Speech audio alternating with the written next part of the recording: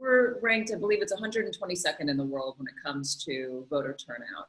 And usually, as you said, we do need to get people to pay attention. I wonder when we get to November, if we are going to change from that position of 122nd in voter turnout. How many more voters might come out and say, no, this is really important this time, and this election will change things for my life if I don't get involved. Do you have a sense that it's going to be different, Matthew?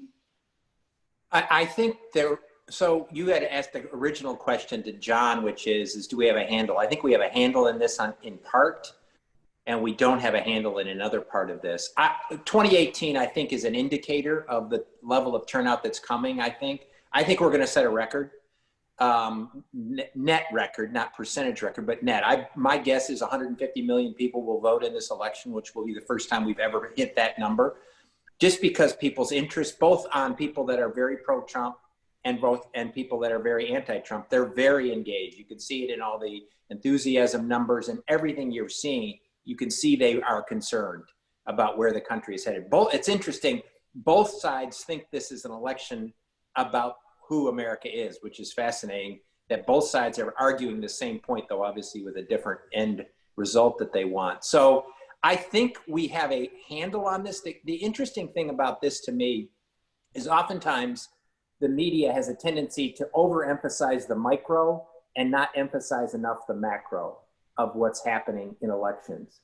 And it's like a shift in tectonic plates where sometimes the media focuses on a volcano or a hurricane or something else or an earthquake, and they don't focus on the shifts of the tectonic plates that are involved in America. I think there's been a stability in a time of chaos and a time of disruption to where the polls have us and where things are today.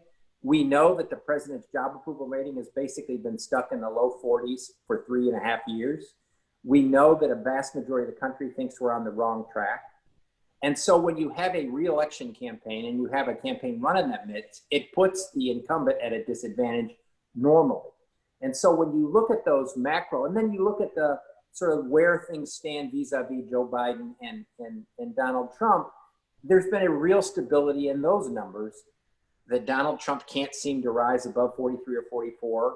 Joe Biden seems to be not having fallen below 50 or 51%. And so I think the voters, by and large, have sorted themselves out in this election. And I think they've sorted themselves out ever since the day after the election in 2016.